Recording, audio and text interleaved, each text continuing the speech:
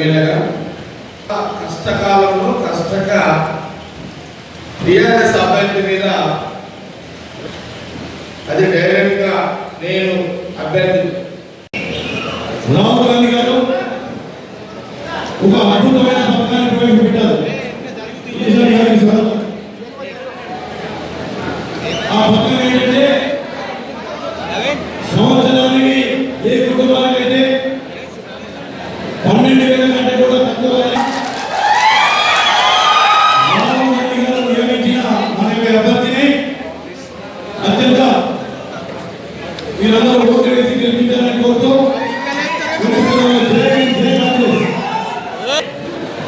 కృష్ణ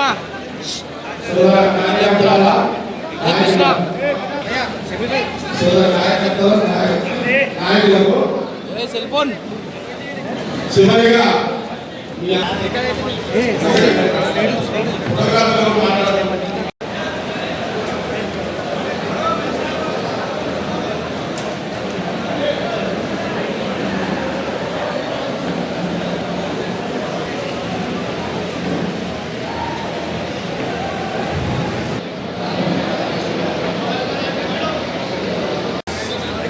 మీ ఎమ్మెల్యేగా మీ అందరినీ కోరేది ఏంటంటే మొన్న టీఆర్ఎస్ మీద అభ్యర్థి మీద మనము కాంగ్రెస్ పార్టీ ఎమ్మెల్యేగా 72,600 ఓట్లు అంటే 2,600 ఓట్ల మెజారిటీతో మనము గెలవడం జరిగింది. ఈ ఎన్నికల్లో పార్లమెంట్ ఎన్నికల్లో కూడా కాంగ్రెస్ పార్టీ అభ్యర్థి మరి అనిల్ కూడా మరి మన పార్లమెంట్ అభ్యర్థి మీ అందరికీ నేను తెలియజేస్తుంది ఏంటంటే రేపటి నుంచి డోర్ టు డోర్ క్యాన్వాసింగ్ మొదలు పెట్టండి. పార్టీకి మీ కష్టం అనుకోండి, నా కష్టం అనుకోండి, రాహుల్ గాంధీ గారి నాయకత్వం అనుకోండి, మనకు 45,000 నుంచి 55,000 ఓట్లు స్వచ్ఛందంగా కాంగ్రెస్ పార్టీకి వేసే వాళ్ళు సంగారెడ్డి నియోజకవర్గంలో ఉన్నారు కదా. దయచేసి కార్యకర్తలు నాయకులందరూ కూడా డోర్ టు డోర్ క్యాన్వాసింగ్ లో ఎక్కడ కూడా అభ్యర్థి రాడు, పార్లమెంట్ అభ్యర్థి రాడు. దయచేసి మీరందరూ కూడా మనకు వచ్చిన ఎన్నికలు 72,600 ఓట్లు మెజార్టీ టీఆర్ఎస్ వచ్చి మనం గెలిచినామో మళ్ళీ అయ్యే ఓట్లు మళ్ళీ కాంగ్రెస్ పార్టీకి వేయించాలని నేను మీ అందరూ కూడా కోరుతున్నాను. మీ అందరూ లేదు 80,000 ఓట్లు అనుకోండి, 80,000 ఓట్లు రాలేదనుకో పేపర్ వాళ్ళు తెల్లారి రాస్తారు. ఏమని రాస్తారు? సంగారెడ్డిలో పుష్పమన్న కాంగ్రెస్ అని రాస్తారు. అవునా? అట్లా రాసినే అనుకో నా పరువు పోతుంది, మీది కూడా పోయినట్టే కదా. మీది పోతే నాది పోతుంది, నాది పోతే మీది పోతుంది. కేసీఆర్ సుడిగాలి పాలన చేసినా కూడా టీఆర్ఎస్ నాయకులు సుడిగాలి పాలన చేసినా కూడా సంగారెడ్డిలో టీఆర్ఎస్ పార్టీ దుస్సున్నది అనేది రావాలన్న అర్థమైందా? మళ్ళీ చెప్తున్నా, నేను మళ్ళీ రాను మీ దగ్గరికి. మీరు రిజల్ట్ వచ్చిన తెల్లారే మళ్ళీ ఇక మీరు నాడు నేను మీరు మొహం చూసుకుందాం. చాలా సీరియస్ గా తీసుకోండి. అర్థమైందా? కార్యకర్తల చాలా సీరియస్ గా తీసుకోండి. మన ఉనికి పోవద్దు,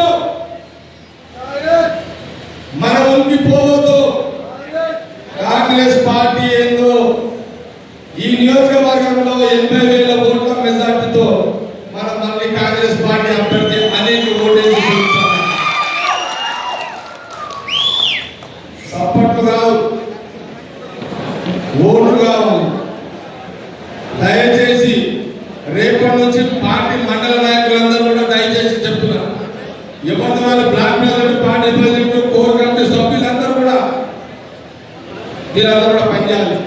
డబ్బుల విషయం మళ్ళీ ఒకసారి చెప్తున్నా, డబ్బులు మన దగ్గర లేవు. ఉన్నాయా?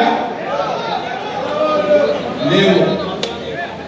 మన అభ్యర్థికి ప్రచారం ఎక్కువ ఉన్నాయని చెప్పి, కానీ లేవు. అర్థమైనా? టీఆర్ఎస్ గవర్నమెంట్ పైసల ముందు కాంగ్రెస్ పైసలు ఏమైనా పనికొస్తాయా? నేను ఒకటే చెప్తున్నా, నా ఎలక్షన్ లో మీరు ఎట్లయితే పైసలు వేసుకొని చేసిరో సార్రెడ్డి పార్లమెంట్ అభ్యర్థి రూపాయి లేకపోయినా 80,000 ఓట్లు కాంగ్రెస్ కొట్టాయి. అర్థమైందా? ఎవరైనా సరే నాకు తెలియకుండా అభ్యర్థిని ఎవరు డబ్బులు ఆశించినా నా మీద ఆనం.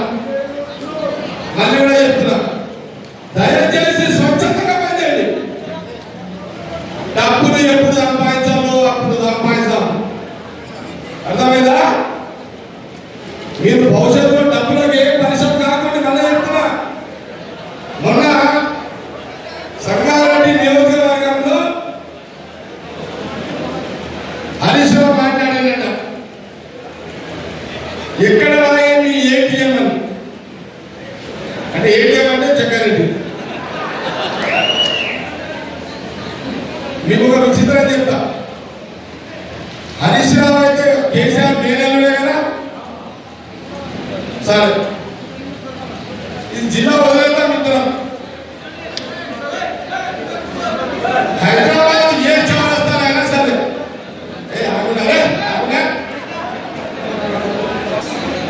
హైదరాబాద్ లో ఏ చౌరస్తానైనా సరే ఏడ సిగ్నల్ వచ్చినప్పుడు నేను హరీష్ రావు చెప్తున్నా, హరీష్ రావు నేను నా కాలంలో వస్తాను, నా నీ కాలంలో ఏదైనా సిగ్నల్ కానీ ఆడతాను. ఆడుంటే బుచ్చబాబు నా దగ్గరకు వస్తారా నీ దగ్గరకు వస్తారా?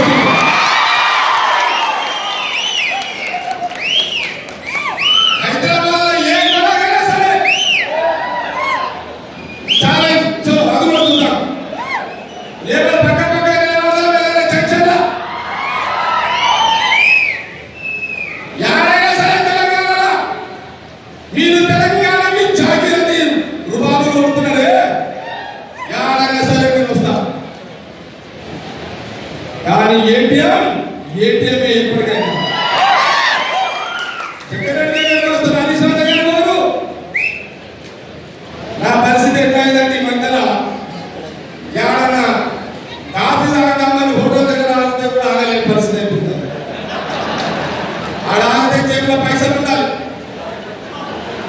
పైసలు లేకపోతే నేను కాఫీ తాగే పరిస్థితి కూడా పోయింది అక్కడ. అంత మనకు ఉన్నది గడ్డిపులు, మనకు అది ఉన్నది రాష్ట్రంలో ఉన్నదా లేదా? అది చరిత్ర. హరీష్ రావు, నువ్వు జగ్గారెడ్డిని ఛాలెంజ్ చేసి అంత సత్తానికి లేదు, అవన్నీ పనిచేసుకోవాలి కదా. ఒకే ఒక కేసీఆర్ మేనల్లుడు అని నువ్వు నేను గుర్తుపడతానే కానీ జగ్గారెడ్డి ఎవరైనా గుర్తుపడతారు. అవునా? అచ్చా, రెండోవాడట కేసులకు భయపడి జగ్గారెడ్డి మాట్లాడతలేడు అని. నేను ఒక మాట చెప్తున్నా, కేసులు పెడతారని 4 ఏళ్లలో ఎప్పుడైనా నీ దగ్గరకు వచ్చిందా?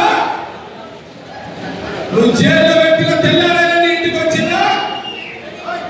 మళ్ళా నువ్వు జైల్లో పెడితే నా కార్యకర్తలు నా పార్టీ ఉన్నది, నా తమ్మేదో చూపెడతా పోచుతున్నాడు. రెండవది,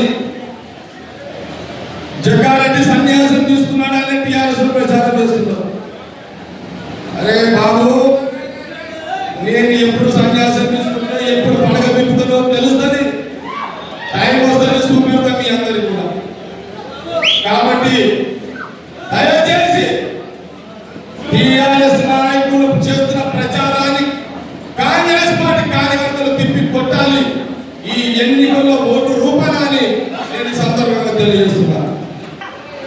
ఏ అభివృద్ధి కోసమైతే జగ్గారెడ్డిని ఎమ్మెల్యేగా గెలిపించను, తప్పకుండా మాట భవిష్యత్తులో నేను నిలబెట్టుకుంటా. రేపు రాహుల్ గాంధీ ప్రధానమంత్రి అయినాడు,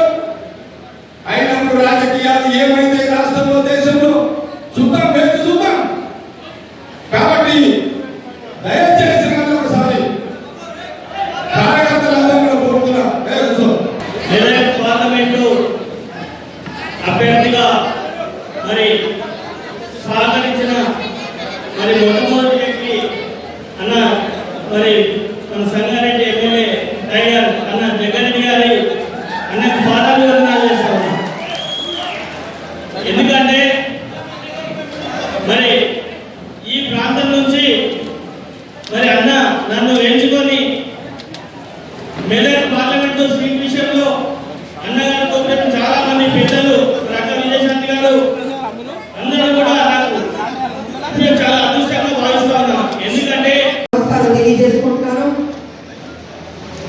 ఈరోజు మరి టిఆర్ఎస్ ఎంపీ గురించి చెప్పాలంటే అసలు ఆ ఎంపీ ఉన్నారా లేదో తెలియదు, పని చేశాడా లేదో తెలియదు, పేరేంటో కూడా తెలియదు. అలాంటి పరిస్థితి టిఆర్ఎస్ లో ఉంది. చెయ్యని ఒక ఎంపీని మనం మళ్ళీ గెలిపించుకుందామా, లేదా కొత్తగా తను ఉద్యమాల్లో పనిచేస్తాడు కళ్యాణ్ కుమార్, మరి తనలో ఒక తపన ఉంది. ఇవాళ కాంగ్రెస్ పార్టీ ఆ కొత్త అభ్యర్థికి వాళ్ళ అవకాశం ఇవ్వడం జరిగింది, ఎంపీగా పోటీ చేయడానికి ముందుకు తీసుకురావడం జరిగింది. అలాంటి బిడ్డకి మీరు ఓటు వేస్తే యావత్ మెదక్కు అద్భుతంగా అభివృద్ధి చేసి చూపిస్తాడని కూడా మీ అందరికీ సందర్భంగా నేను తెలియజేసుకుంటున్నాను. ఇక ఈ పార్లమెంట్ ఎన్నికలు చాలా ప్రెస్టీజియస్ ఎన్నికలు, ముఖ్యమైన ఎన్నికలు, మన జీవితాన్ని పణం పెట్టి పోరాడే ఎన్నికలు అని చెప్పాలి. ఒక పక్క న్యాయం ఉంది, ఒక పక్క అన్యాయం ఉంది. అన్యాయం ఎవరి పక్క ఉందంటే మోడీ గారి పక్కన ఉంది, న్యాయం ఎవరి పక్క ఉందంటే రాహుల్ గాంధీ గారి పక్కన ఉంది. ఈ ఇద్దరి మధ్యన జరుగుతున్న పోటీ. న్యాయం ఎప్పటికీ న్యాయమే, అన్యాయం తాత్కాలికంగా ఉంటుంది. మరి ఈ అన్యాయం అన్నది మామూలుగా లేదు. మోడీ గారితో కలిసింది ఎవరంటే మన దొర కేసీఆర్ గారు, ఆయన కుటుంబం, ఇద్దరు కలిసి మరి తెలంగాణలో ఉన్న కాంగ్రెస్ ని ఖతం చేయాలని మీరు కుట్రలు చేస్తున్నారు. అది మీ వల్ల కాదు, మీ తాత వల్ల కూడా కాదని కూడా తెలియజేసుకుంటాను. ఇది ఒక జాతీయ పార్టీ. ఆ పార్టీ స్వాతంత్రం 5 ఏళ్ళు పరిపాలించిన మోడీ చూసి భయపడతారు ప్రజలు. డిమానిటైజేషన్ దగ్గర నుంచి, జిఎస్టీ దగ్గర నుంచి ప్రతి దాంట్లో భయపెడుతూ ఆయన ఈ 5 ఏళ్ళు గడిపారు. కానీ రాహుల్ గాంధీ గారు యువకుడు ప్రధానమంత్రిగా కాబోయే వ్యక్తి, ఆయన ఒక మంచి పథకాలతో ముందుకు వస్తున్నాడు. ఆయన మధ్యప్రదేశ్, రాజస్థాన్, ఛత్తీస్గఢ్ లో రైతులకి ఏమని భరోసా ఇచ్చారంటే, మీరు నన్ను నమ్మండి, మీరు నన్ను గెలిపిస్తే మీ రుణమాఫీ అనేది నేను అధికారంలో రాగానే ఒకే ఒక దఫాలో క్లియర్ చేస్తాను. అదేవిధంగా మధ్యప్రదేశ్, రాజస్థాన్, ఛత్తీస్గఢ్ ప్రజలు కాంగ్రెస్ నమ్మింది, గెలిపించింది. మరి అధికారంలోకి వచ్చిన కాంగ్రెస్ 10 రోజుల్లో చేస్తానని చెప్పిన రాహుల్ గాంధీ గారు 3 రోజులు ఒకేసారి రుణమాఫీ చేసి చూపించారు. అది రాహుల్ గాంధీ గారు.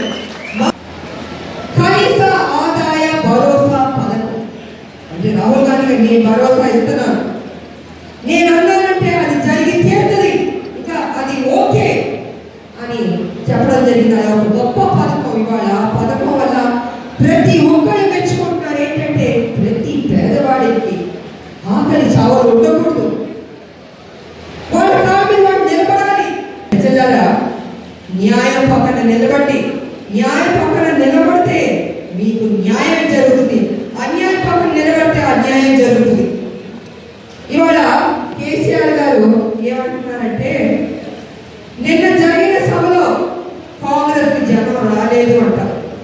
నేను ఒకే ఒక మాట అంటాను, ఇవాళ ముందు మీరు అందరూ జనం ఉన్నారా లేదా? ఉన్నారా? నిన్న కూడా 12కి సభకి 10కి కుర్చీ ఖాళీగా తీసి చూపించి జనం రాలేదంటారు. 12కి ఫుల్గా జనం ఉండి సభ అద్భుతంగా జరిగితే రాలేదని కేసీఆర్ అంటారు. మీ నోట అంటే ఏ రోజు నిజం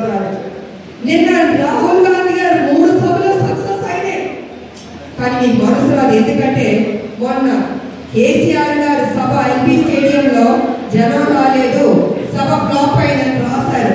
పాప ఆయన బాధేసి ఏదో రకంగా పాపం కాంగ్రెస్ మీద నెట్టేయాలని చూస్తున్నారు. మీరు 185 ఎంపీలతో మీరు ప్రైమ్ మినిస్టర్ అవుతారా అని నేను అడుగుతున్నాను. 5,000 రాలే మీ సభకి, అసలు 5,000 కాదు 2,000 ఉన్నా మీరు సభ పెట్టిన తర్వాత త్వరగారు ఆ సభ దగ్గరికి వెళ్ళరా? ఆ 2,000ని ప్రజలు కూడా చూసి ఉద్దేశించి మాట్లాడరా? అంటే మీరు అవమానించడం కాదా? 5,000 ఉన్నారు, నేనెందుకు సభ చేయాలని ఆయన ప్రగతి భవన్ వెళ్ళిపోయాడు అంటే తెలంగాణ ప్రజల్ని అవమానించడం కాదా అని నేను అడుగుతున్నాను. కానీ మా రాహుల్ గాంధీ గారు 5,000 ఒకడు కూడా ఆయన వస్తాడు, మాట్లాడతాడు, వెళ్తాడు. అది తేడా ఉంది, గుర్తుంచుకోవడం దొరకదు. అలాంటి వాడిని ఢీకొనడం కొట్టడం మనం చిత్తశుద్ధితో మనం అందరం పనిచేయాలి, మన అభ్యర్థిని గెలిపించాలి. మరి జగ్గారెడ్డి గారి గురించి నేను చెప్పక్కర్లేదు, ఆయన ఒక వీరుడు, పోరాటం చేస్తారు, ధైర్యం తెగిస్తాడు. ఆయన మీ ముందు ఇప్పుడే అన్నాడు, నన్ను ఎలా గెలిపించారో అదే ఒక ప్యాటర్న్లో మీరు ఎంపీగా పోటీ చేసిన దాలి అనిల్ కుమార్ కూడా గెలిపించాలని చెప్పారు. మరి మీరు కూడా మాట తప్పనేమో నేను అనుకుంటున్నాను. తప్పరు కదా? గెలిపిస్తారా? ఎంత మెజార్టీ ఇస్తారు? ఏమన్నా ఒకసారి గట్టిగా రెండు మీడియా వాళ్ళు కూడా కనపడాలి. 80,000 మెజార్టీతో దాలి అనిల్ కుమార్ గారిని మీరు గెలిపిస్తున్నారు. ఈ వీడియో మీకు నచ్చినట్లయితే లైక్ చేయండి మరియు షేర్ చేయండి. ఇలాంటి మరిన్ని వీడియోల కోసం మా ఛానల్ ని సబ్స్క్రైబ్ చేయండి. Thanks for watching.